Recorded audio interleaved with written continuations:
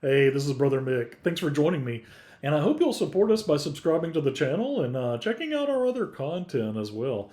So, it's almost Halloween, isn't it? I suppose I should say a few words. We're going to go over some activities and traditions that take place on Halloween. The modern version of the holiday has become a bit of a melting pot, with more than just one tradition feeding into it. As a young adult, a teenager, a kid, I used to love Halloween. The decorations, the colors, the lights, the weather.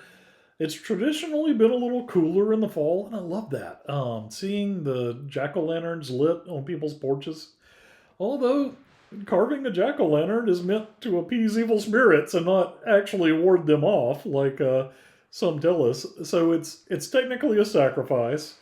This is one of the old pagan Celtic roots that somehow made it over into modern America. Only I believe they did it with using turnips and not actual pumpkins. The pumpkins were just bigger and I guess probably easier to carve. I I also used to love watching scary movies with friends. There was a thrill in that. You were having a shared experience with your friends, and shared fear experience can actually strengthen social bonds. I mean, that's not an endorsement to manufacture these experience. It just is what it is, and also it's why, Also, similar to scary movies, many people also like going to haunted houses. And by that, I mean these staged fear factories. When I say many people, I mean it's a $500 million a year industry. So what they do is they usually use a really creepy looking dilapidated location like an old factory that is already rumored to be haunted.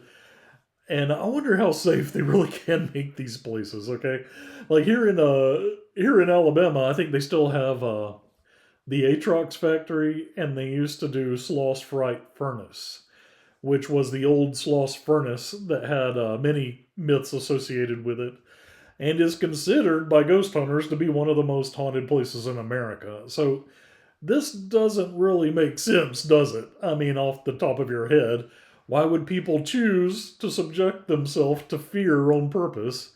Enough so that they would pay for it. This negative feeling, I'm going to pay you to make me feel it.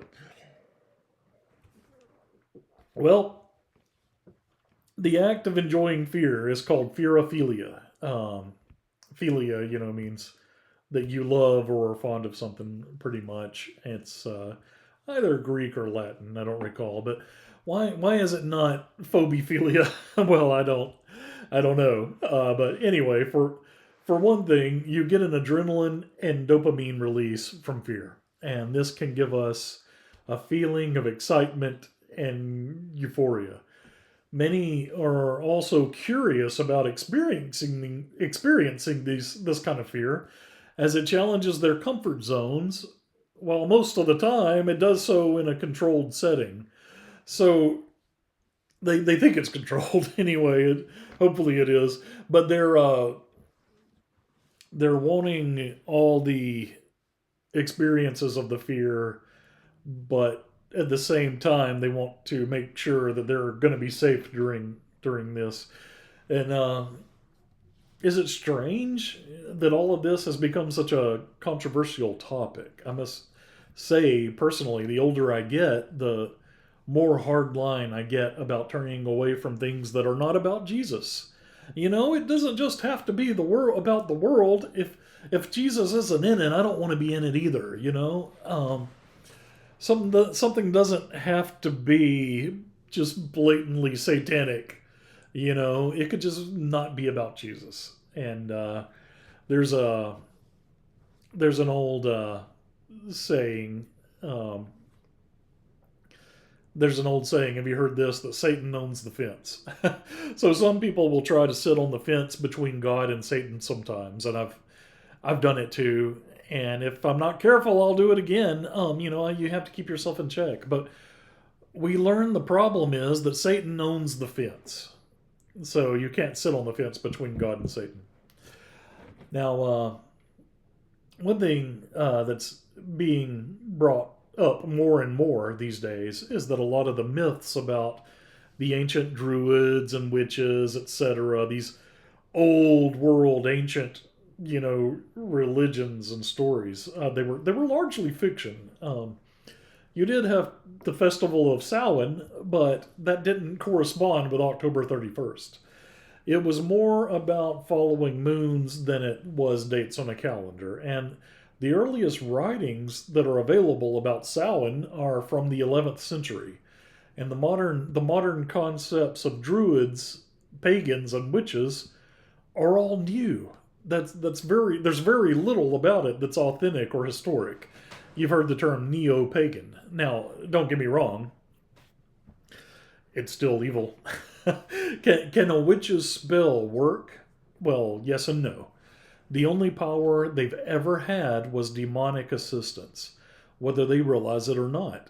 So it's never really mattered what these people are chanting as long as some demons find it worthwhile to help them out.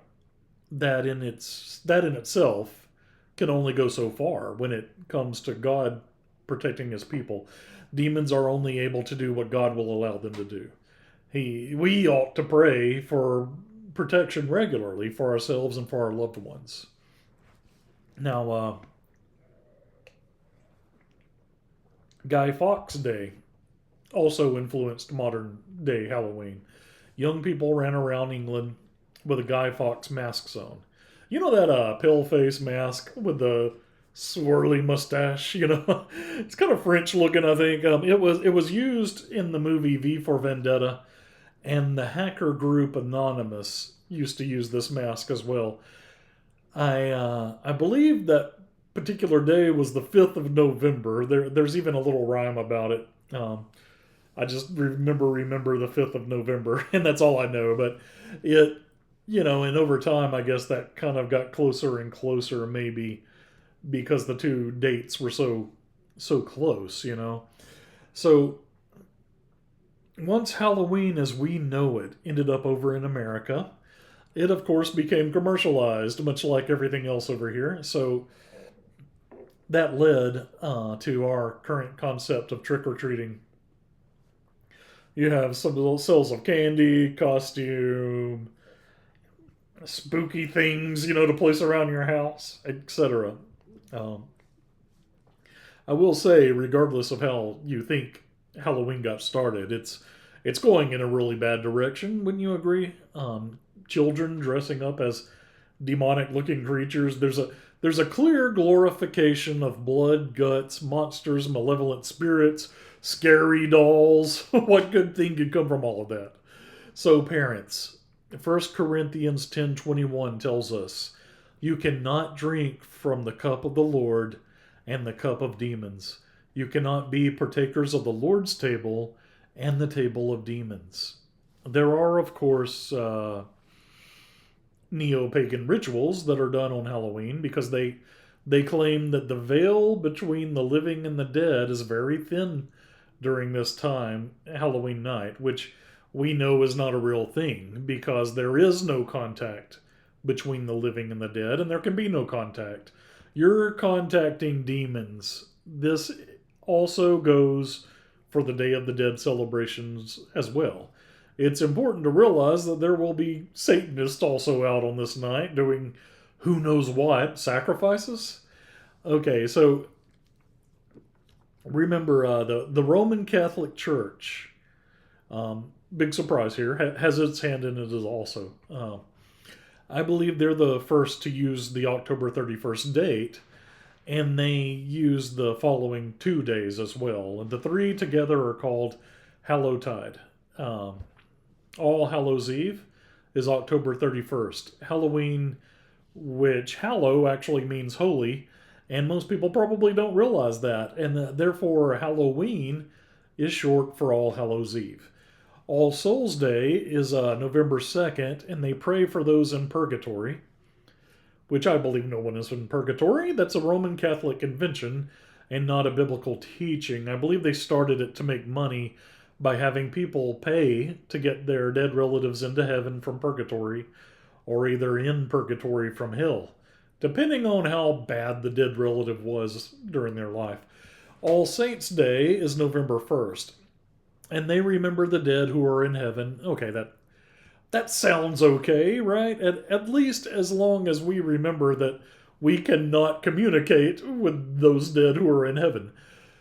Also, some people use Halloween as an opportunity to dress provocatively, and this goes with a wild party culture that goes on with Halloween. Of course, it can be argued that party culture is just being party culture here, and these people will use any excuse to drink, do drugs, and act lewd. So, not specifically a Halloween activity, really, is it?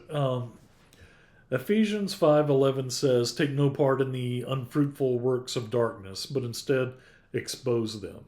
So, keeping that in mind, some Christians use this as a time to witness for Christ. What other time of year do all of your neighbors from miles around come and knock on your door? We actually did this last year. We handed out candy with tracts and a card promoting this very YouTube channel, where we also share the gospel. However, I'm wondering if I should be even doing this.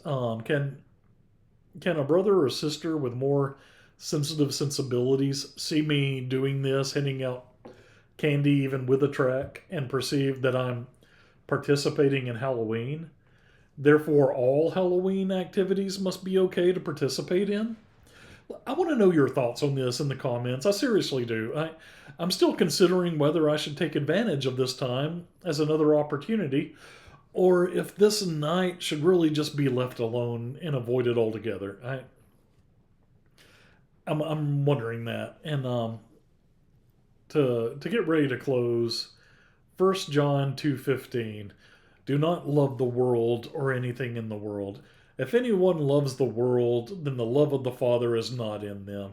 This seems hard, doesn't it? It really does. I still feel the temptation to participate in Halloween myself. Part of me still wants to love it, but remembering that to follow Christ has a cost. Um, and I'll ask you honestly, do you think that Halloween or the things currently associated with it belong at the table of Jesus Christ? I can't say that I think it does, and I'd rather be at the table of Jesus Christ myself. So thanks for joining me. Let me know your thoughts in the comments. Do you agree? Do you disagree? God bless you guys, and whether you go along with it or don't, have a safe night. Um, we'll see you next time.